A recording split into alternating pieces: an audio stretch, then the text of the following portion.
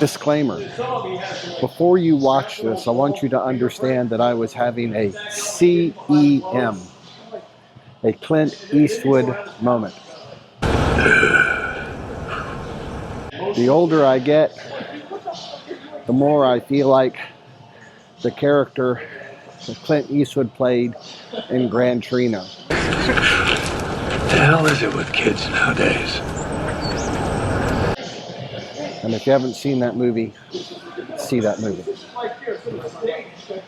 Remember, I warned you. All right, good morning. Today I am 9 weeks out. Don't know what my weight is yet because I don't do my weight till after cardio. But I have a good topic today. So let's get started. So it just so happened that I saw two videos. One from Jerry Branham, who, if you are a nutrition geek, he's worth watching. And Renaissance Periodization, Dr. Mike Israel.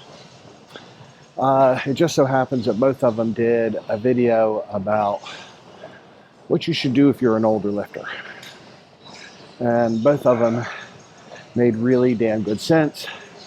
And since a number of my clients and my competitors that I'm coaching are older, I'm going to go over, outline out what I think are really good damn ideas. So if you are in your 40s, 50s, 60s, 70s, can you build muscle at that age? Yes, you can. Can you lose fat? Yes, you can. Can you still lift? Yes, you can. You just got to be smart about it. And I'm kind of boiling these things down because it's worth doing. Number one, if you're returning to the gym after decades or a very long time of not lifting, the number one thing you want to do is leave your damn ego at the door. You're not 20 anymore. When I look at 20-year-olds doing stupid things in the gym, I laugh. When I see 30-year-olds do stupid things in the gym, I'm like, ooh. When I see 40-year-old guys and older do dumb things in the gym, and I know that you either are just ignorant about what you're doing. I don't mean that as a negative thing. Or you are just stupid. So, how do we do things the right way? How have I managed to stay like this to 60 years old? And that is because, number one, I have had and still have good coaches. Still video myself from time to time to make sure my form is correct. But what I'm trying to say is your biomechanics in these lifts should be perfect. Perfect. Your body can forgive dumbass stuff when you're in your 20s, early 30s. It cannot when you're in your 40s and over. So, form.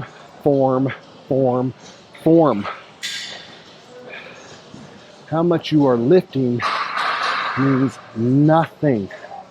Nothing if your form is shit. Oh my God, my heart rate's still not getting where it needs to be, and I'm on level 6. So, learn good form. Find a trainer who knows good form. Hire them. Let them teach you how to do this correctly. And that will give you longevity in the gym. Form leads to better strength. I cannot emphasize that enough. One reason why my clients do so well Because a lot of these guys and gals come to me injured. They have shoulder issues, knee issues, and they come to me because I know how to help them. I know how to get everything fixed. And then I make sure their form is spotless. And then they do really well. Form and good technique make your strength do this. When your strength does that, and I teach you how to eat right, you will get stronger. You will build muscle. So number 2, once again, leave your ego at home. Leave it in the car. There might be a basket up front at your gym. Leave it there. If you're over 40, lighter weights, more time under tension. Learn how to do tempo sets.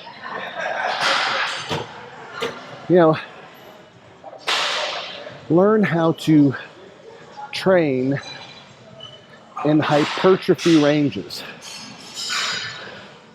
What does that mean? Hypertrophy. The rep ranges that have scientifically been proven, and bro science have proven, to make muscle grow. If you're in your 40s, starting again, and you're doing sets of 2 to 5, in my opinion, if you haven't been lifting and you're just starting off again, you're dumb. You're asking for an injury. I mean, you were just asking for it. If you want longevity in the gym, you got to lighten up, perfect it, get the most out of time under tension. When you do that, you will slowly get stronger and stronger. You still can do progressive overload. Let's say you're doing flat bench dumbbell press. And you have to start off, your top set is 40 for a set of 12. Work your way up to 15, 20, tempo it out. If you don't know how to do tempo sets, I have a video on that. Then move the weight up, only by 5. Even on the leg press, incremental changes. Don't jump by 45 pounds on a leg press. Jump by 25. Hell, if you have to, jump by 5. Let's say every other week, you increase by 5 pounds on the leg press. That's 100 pounds over, of course, 100 more pounds. That's over the course of a year. So take your time.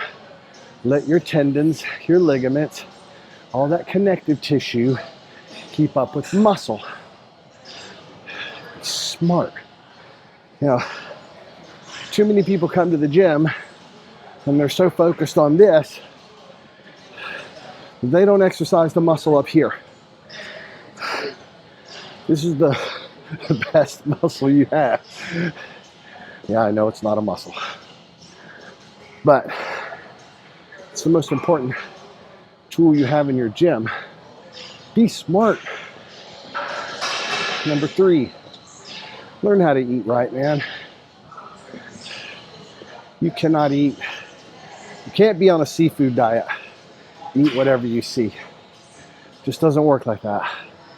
You have to be on a high protein diet, lower fats, lower carbs. And I don't want to hear any of this bullshit about high protein diets are bad for your kidneys. I challenge you to go to the National Institute of Health and find a PMID number that proves that high protein diets cause kidney issues. Because you're not going to find any unless you already have substantial kidney damage.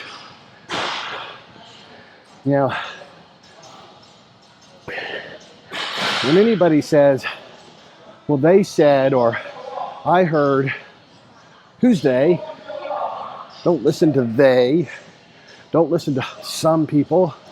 Because the majority of people, when it comes to nutrition and exercise science, forgive my French, are fucking idiots. It's always monkey see, monkey do. They have no understanding why. None. No understanding of why whatsoever. Especially when it comes to using super supplements or even supplements in general. They have no understanding whatsoever of how these things work. They've just heard. So take it from the nerd who reads the studies and reads the research, went to school, has the textbooks. Just because someone looks good in the gym does not mean that they really know what the hell they're doing. They might be lucky and just have really good genetics. So, diet has to be good. You're going to start tearing down muscle. You got to give it the aminos and the food to support it. Number 4. You're not 20, man. You can't work out 6-7 days a week. You can't do it. You have to give your body a break. You know, if you're not a actual competitor, another thing that I suggest is, let's say you're going to the gym 4 times a week. Maybe every 6-8 weeks. Some experts say even less. Take a deload week. You know, lighten up a little bit. Let your body catch up. You need time off from the gym. You can't do this 7 days a week. You know, and say, well, I only work out 6 days a week and then I do the cardio. Your nervous system needs a break. I've done videos on that too. Your body needs time to heal, especially when you're over 40, even into your 60s. You gotta do it. Next, you have to sleep. There's no getting around it. If you have trouble sleeping and don't get enough sleep, you don't know what you're missing, man. You push, and don't give your body recovery time through sleep. You might think you're making gains, and you could be making a hell of a lot better gains if you just sacrificed an hour of TV and went to bed at a good time and practiced good sleep habits. I can't tell you how many people I just talked to around. Yeah, I only sleep like 4 or 5 hours.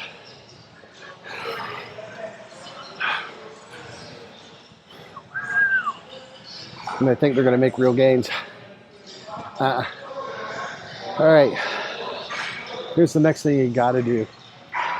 You got to keep that body weight under 20%. You know, and that means, all right, here's the next thing you got to do. You got to do cardio when you're older. Start off with 20 minutes. Now, the recommendation is 150 minutes of cardio a week. So that's 30 minutes for 5 days a week.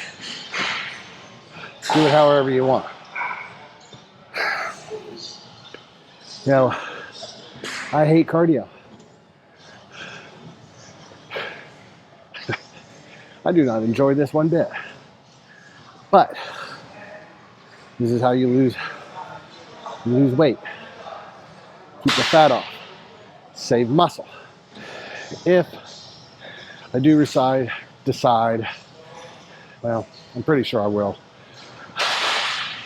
My last show in August, I think I'm going to hang up the posing shorts. And that does not mean I'm going to run around naked. I know somebody out there is thinking that.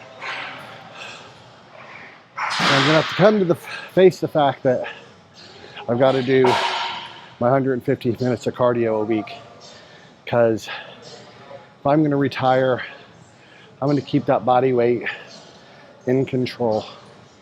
I know where the number is I need to stay at, but I cannot, because if I'm not doing a hardcore cut ever again, then I have to keep everything in control. And you have too. You know, the more body fat you accumulate, the more systemic inflammation you have. The more systemic inflammation leaves you open for injury and health issues. So the lower your body fat, now I'm not talking about single digits, but the healthier you will be. Don't believe me? Go to the National Institute of Health and read the research papers. Yeah, you can believe all this bullshit about I'm beautiful, whatever. No, you're not. As far as your body is concerned, you are ugly on the inside and you're killing it. You know, I hear these dumbass people saying, well, steroids take years off your life. Well, being grossly overweight is also taking years off your life in a worse way. I don't want to take drugs. So while you're on Ozempic, Advil, Tylenol, all the other medicines that you're on, those are drugs too, by the way. Prednisone, that's a steroid. Ooh. Ooh. You got to keep that body fat low if you want to be healthy and live longer and have a quality of life. So that's my major advice to you older lifters. 1, get a real trainer, a real coach who knows what they're doing. Number 2, lift lighter. 3, use tempo and time under tension. 4, keep your diet in check, high protein diet. 5, get sleep. 6, you have to do cardio year round. 7, get as much body fat off you as possibly can. I think that's a good summary. All right. That's enough rambling for one day. I'm a little late getting this out because I've got computer issues. I need to find a kid who's good with computers to help me. So, until next time, this is Jacob Baram. See you on the stairs.